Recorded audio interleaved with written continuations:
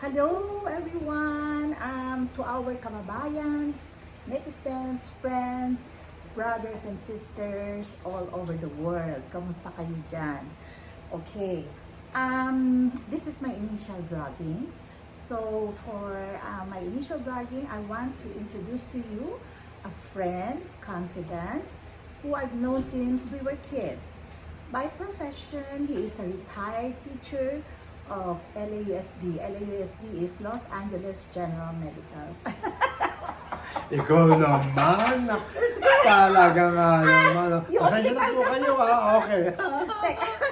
Los Angeles Unified School District. Sorry. There. Kasi nasanay ako dun sa ospital ko. Highly respected in his chosen field, passionate of his craft, a good communicator, hardworking, and so on and so forth. So without further ado, please welcome my friend, none other than Ferdinand Echeverry Dumlao, who I fondly call June. Yes. Magandang araw po sa inyo lahat at natutuwa po ako sa mainit na paanyaya po ng aking kaibigan to be her first guest dito sa kanyang vlog. Okay. Nice to see you, Ida. Nice to see you too. I'm so grateful and thankful that you pinaunlakan mo ko Wala dito ka sa initial vlogging. Encantado. God Yan, bless you ikaw. more. God Sure. bless you more. Okay. So, we'll start with kung paano ka naging teacher. Kasi alam ko, retired ka na. You already retired as a teacher. So, how will you share? Can you share your stories, experiences, challenges sa pagiging teacher magmula sa Pilipinas hanggang dito sa Amerika, sa United States of America, dito particularly in Los Angeles? Unang-una po, sa UST po ako graduate ng education. Turo po ako doon ng 2 taon sa high school and then pumunta ako dito. At dito po, hanggang sa naisipan ko pong ipagpatuloy ang aking pagtuturo dito sa Amerika. Alam mo, Ida, dito sa Amerika, especially po sa State of California, may higpit po ang requirement para maging teacher. Bago ka maging teacher dito, dapat ang isang aplikante, kailangan ma-evaluate yung transcript. Teka muna. Nung nag-graduate ka ng pagtuturo sa UST, required ba yon na maging license ka as a teacher bago ka pumunta dito at mag-apply as a teacher? Kailangan meron kang license doon? Of course. Okay. Well, at that time, nung napunta ako dito in the 80s, wala pa yung licensure sa pagtuturo pa lang noon, civil service test if you wanted to teach in the public school. But in the private school, hindi. Wala? As long as meron kang degree in education Oh, so you don't need to have a license? at that time. Okay. Okay. So when you moved to United States, nag-apply ka ba as a teacher right away? Hindi right away. Until I found my I had this boss na sabi niya sa akin, subukan ko ang magturo dito. Sayang naman teacher ko sa Philippines. So doon ko nalaman kung paano ko ihahanda ang sarili ko para maging credential teacher Dito, sa Amerika. LAUSD o Los Angeles Unified School District. District. Sorry. Sinabi ko, Los Angeles. Yeah. Okay. Anyway. Yes. So, ano ba ang kailangan para maging credentialed teacher ka dito? Kailangan ba accredited yung school na pinagalingan mo sa Pilipinas? I like that word accredited. Opo. Dapat, ang ibig ko sabihin ng kaibigan ko dito, dapat po, yung pinanggalingan yung eskwela na kung saan nyo nakamit ang inyong diploma sa pagtuturo, ay dapat po nasa listahan po ng international accredited universities na kinikilala po ng Amerika. Oo. So, pwede mo bang manin o sabihin kung ano-ano yung mga eskwelahan na to? Kung hindi naman lahat, name a few. Well, to name a few po, halimbawa po, kung graduate kayo sa UP, Ateneo de Manila, De La Salle University, UST, to name a few. So, ito pong mga eskwelahan to ay accredited po. Nasa listahan po sila ng international accreditation. Okay. Ah. So after the accreditation process, kailangan bang ipa-evaluate yung transcript mo? Of course po. So, ang gagawin po ng Los Angeles Unified School District, pakikiusapan yung yung kung graduate ka ng UP na email sa Human Resources po ang inyong transcript at ang gagawin po nila, magkakaroon po silang tinatawag na equivalency evaluation.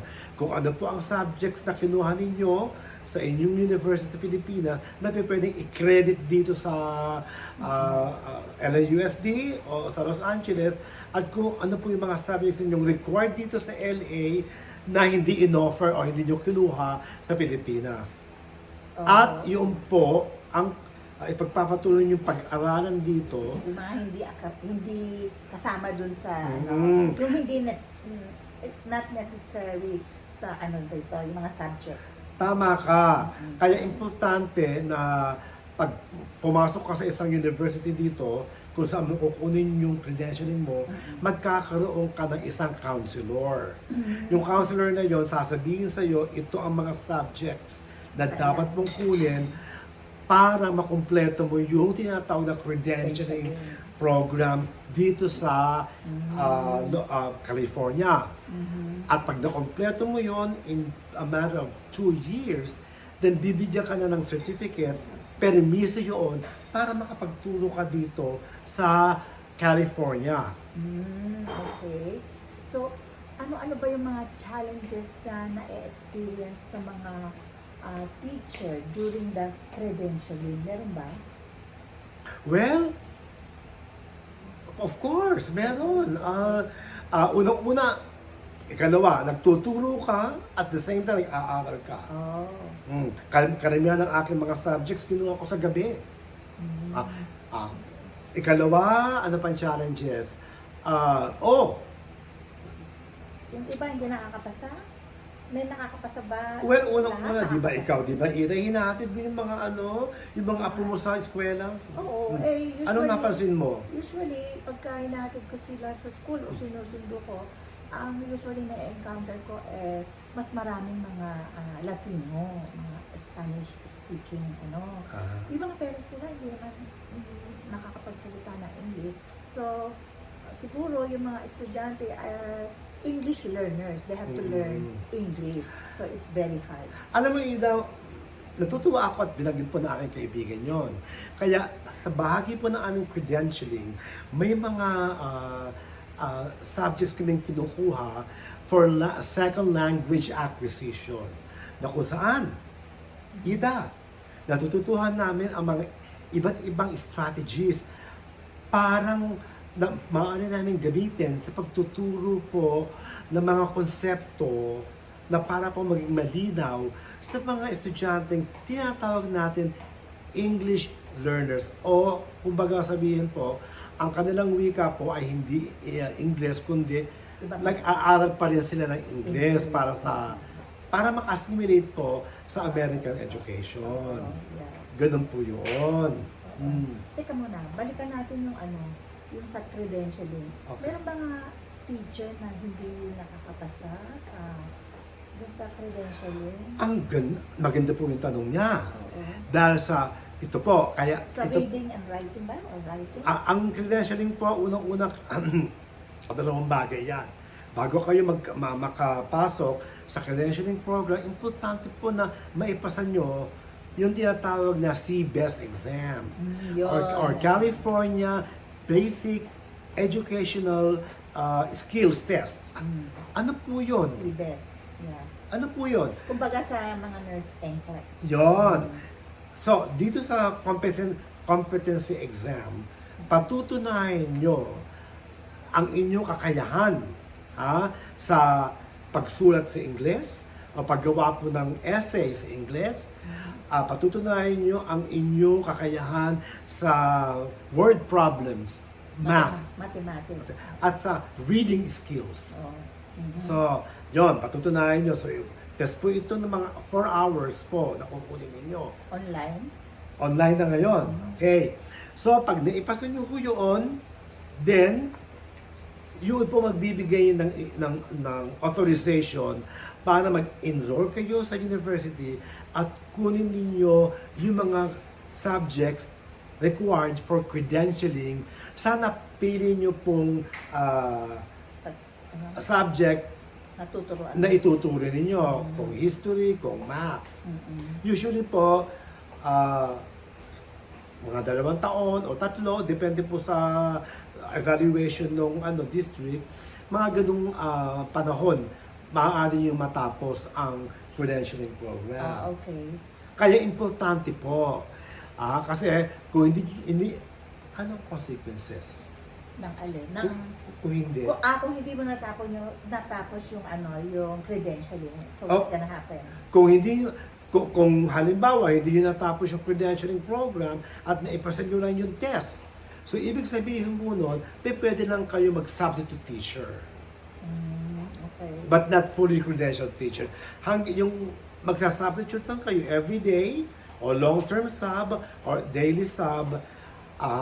So, dahil doon po, hindi po pwedeng makamit ninyo yung full benefits ng isang credentialed Sinabi teacher. mo yung benefits. Ano naman yung mga benefits as a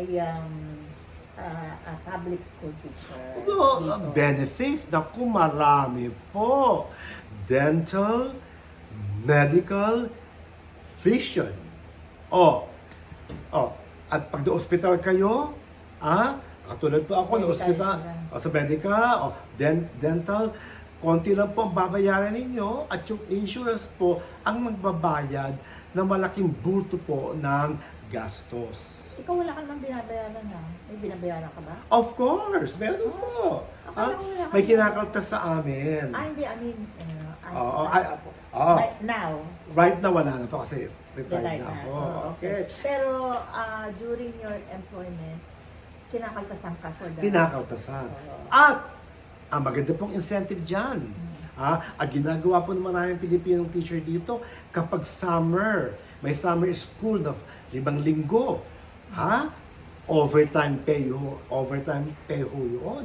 At mayroon pang karagdagan na 10,000 na inilalaan ng distrito In dollars yan. in dollars para sa inyong supplemental retirement fund. Wow, ganda naman Of yan. course. Yeah. Merong additional 10,000. Of course. Ano yan, dinadagdag dun Sa supplemental retirement fund. okay. So, ibig sabihin, kung 5 taon kayo nagturo ng summer school, meron na kayong 50,000 doon. Wow, ang dami. Paano kung bata ka nagpunta dito at in all the way mo hanggang sa retirement yung summer school, para kang Maraming tumama sa people. jackpot. Wow. Yes. Teka. Take note. Take note. Oo, take note yan, mga kababayan. Mga Public friends. school yan.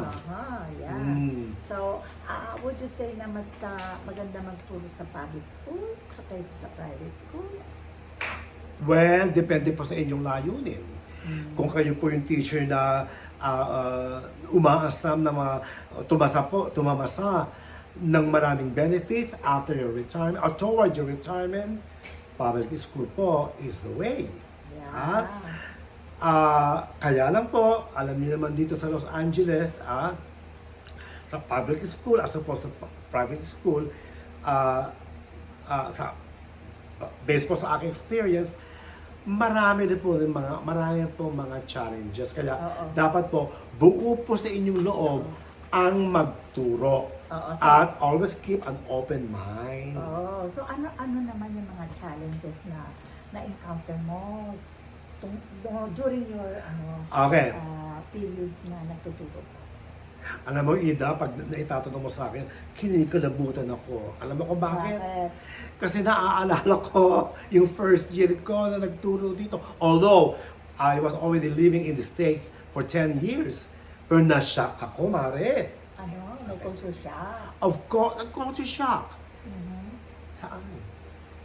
Sa pagtuturo mo. Sabi, sa mga estudyante, Sa iba mga- ang culture ng mga estudyante. Diba kasi mga syempre kultura dito dahil mayroong mga iba bang ano dito universal eh. May, Alam mo ba, may Ida? Asian, mayroong Oo. may puti, mayroong Hispanic, Latino, or Latino. So, kumbaga, it's international or universal. So, ano yung mga challenges na Paano ko na-handle? Oo, paano Yung ganitong na- challenges. Oo, yeah. Well, ang ginawa ko, during my conference period, humingi ako ng paumanhin sa aking assistant principal na kung maaari, bubisita ako sa mga iba-ibang co-teacher ko sa iba't ibang subjects Mhm.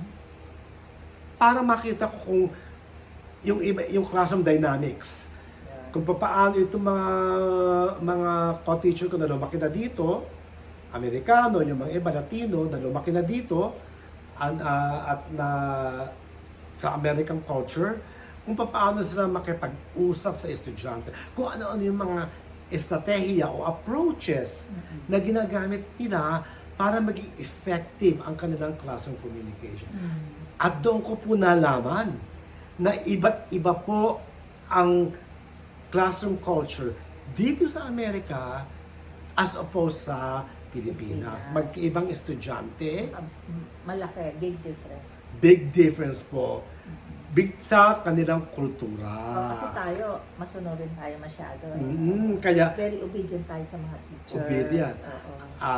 doon ko po na napagtanto na importante po na ang guro dito makinig at igalang ang mga estudyante, parang igalang ka. Yun po yun. It takes time, but in the end, I was able to overcome that challenge. Until, ayun, napamahal sa akin yung mga estudyante ko. Oo. At ganoon din po ako sa kanila. Oo. Any other challenges aside from yung dealing with the students? Are there challenges among your peers?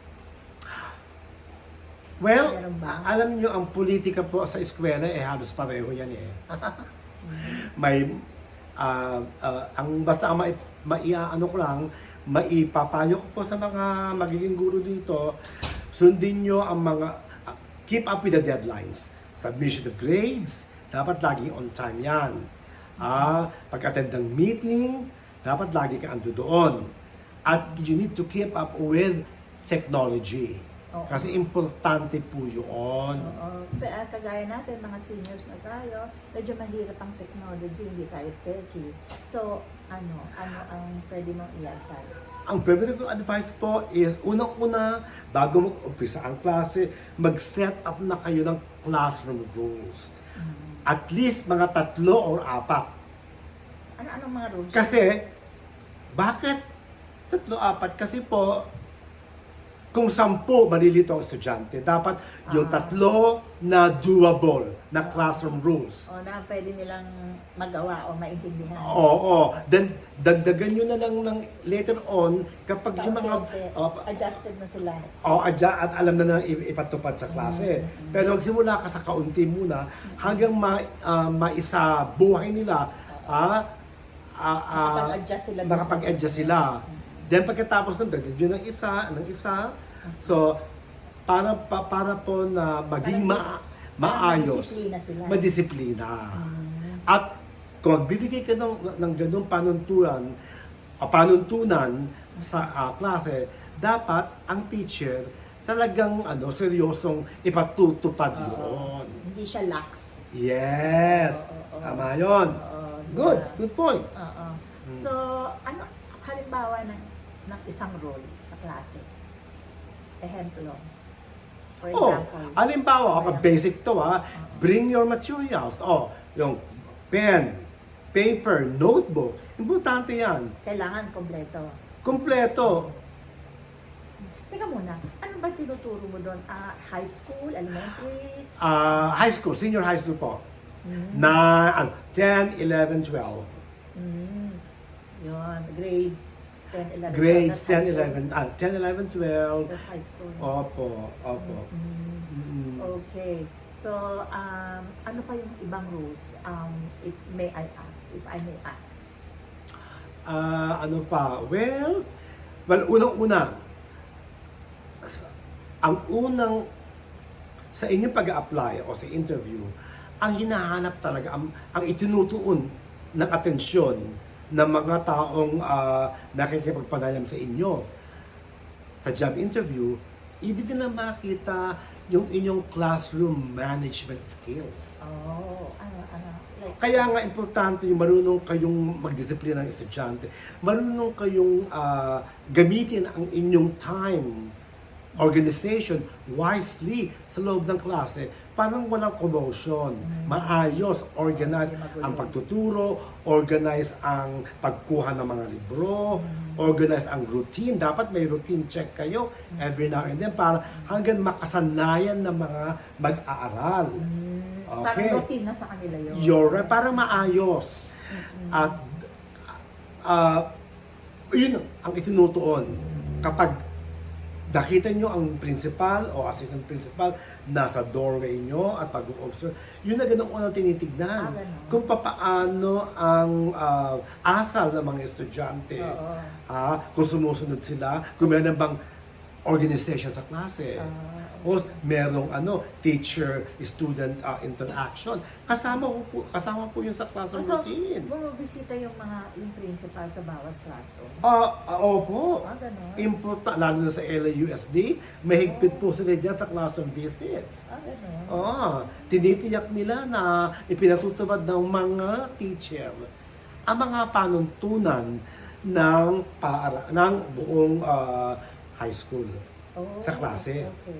Mm. Yung mga estudyante ba, sa school ba ng public school, provided ba ng mga tools sa pag-aaral, like computer, laptop? Of course. Alam mo, napakagaling na tanong mo yan. Laptop, so pagkain, mga ganon. Alam niyo po, dun sa federal law na ipinatupad ni former President Bush, no child left behind. Ganda yan. So, ibig po sabihin nun, sa public school education, dapat po, ang mga estudyante sa public schools, ay may access to education. Ano ba yung mga access to education? Computer, mga materials po, instructional materials, books, dictionary, papel, notebook, libro. Is it free? Alam niyo po, ito po hindi nababanggit verbally, pero kung halimbawa po, meron pong isang mag-aaral, kung tunay po siyang mahirap at hindi po makayanan ng magulang na bilhan siya ng pangangailangan, halimbawa po notebook or lapis, pwede pong sabihin niya sa kanyang guro, ma'am, pwede niyo ba akong bahagian ng notebook, ng papel, ng ballpen, kasi po hindi po kaya ng lay off po yung aking magulang. Pwede. That's part of access to education. At walang teacher na magsasabi sa inyo hindi pwede. Kaya yun po ang tinatawag na public education. Ibig sabihin po, ang estudyante may access sa materials, strategies, and to a lot of things na kasama po sa pondo, na ibinibigay sa bawat paaralan. Nice. Yun. Kaya maganda Ganyan. mag-aral sa public school dito. Diba? At tunay. Tunay yung sinabi Kasi mo. libre lahat. Libre? Oo. Pati pagkain po. Of course. Yeah. Yan ang kagandahan dito. No? Sana ganun din sa atin. Libro Sana- po. Sana all. Libro libre. Oo. Sinasauli nyo. Yung mga tablet po, notebook, Sinasauli ba yun? isasauli. May ano lang yun. May parang doon, parang Meron mga barcode. may mga barcode lang para malaman kung kanino ibinigay. Pero sa At pagkatapos the end of po the ng school year, pagkatapos ng semestre, Sa kailangan uli. yung i-isa turn over. Kasi part po yun ng No Child Left Behind. So, sinasauli lahat yung mga ano. Isinasauli yun. Nice. Maayos. Nice, very nice. Mm-mm. Eh, ano naman, during the COVID period, so, what was your experience during the COVID? During COVID period po, napakapalad po namin mga teachers sa Los Angeles School District kasi gumagamit na po kami ng software na kung saan pwede po namin ilagay po namin ang aming mga aralin na online po. At nakikipag-zoom po kami sa mga estudyante online dahil po sa software na ito at amin po sasubmit ang mga grades sa mga estudyante dahil po sa software na ito. Ano yung software na yan? Tinatawag po itong Schoology. Ginagawa rin po namin dito yung attendance. Kaya napakagandang software po na tunay po na beneficial during po. the COVID. Na hanggang po ngayon ay ipinatutupad ng LAUSD. Oo, kahit na wala ng COVID. Kahit na wala ng COVID. Talaga. Lahat po ng sa mga almost 500 paaralan sa distrito, pinatutupad po hayaan. Oh, nice. Nice information. Yes. Right. Opo. Sana yung ano ba yung app na yan? Schoology. Schoology. Schoology. Ang mga magulang po, sa pwede po mag-create ng sarili ng password para malaman po, monitor nila kung ang estudyante po ginawa ang kanilang assignment. At pwede pong malaman ng magulang kung ano po yung mga assignment na ipinost ng teacher na kung saan yung mga mag-aaral na lumiban sa klase, pwede nang ma-access parang gawin nila at home. Bawa nagkasakit. Para po makuha po nila yung mga credits. Para hindi sila left behind. Yes. No child left behind. Nice. Hindi ba, Ed? Interesting. Magandang information. Ganda yung sharing ng information. Okay? So, I think that's about it for now. So, thank you so much for all those information. And I really appreciate you sharing this information to our kababayans, friends, and all over the world. Okay? So, I just wanna leave behind an inspirational quote na nakuha ko at nabasa ko. So, ito ay quote ni Albert Einstein. It is the supreme art of the teacher to awaken the joy in creative expression and knowledge. Ayan. So, magandang inspirational quote. Since, I think it is very timely na teacher ang una kong yung aking first subject na o content for today. It's because sa October 5 po ay internationally it is the World's Teachers Day, which is celebrated on October 5. Para i-honor ang signing ng landmark ng UNESCO document on the status of teachers outlining their rights and responsibilities of teachers. So, yun lang po. So, thank you for watching. Don't forget to like, share, and subscribe to my YouTube channel. Okay, thank you. And for any comments, suggestions, questions, please don't forget to put it under the comment section. Okay? Thank you for now, and I will see you again in the next episodes. Thank you. Bye. Bye-bye.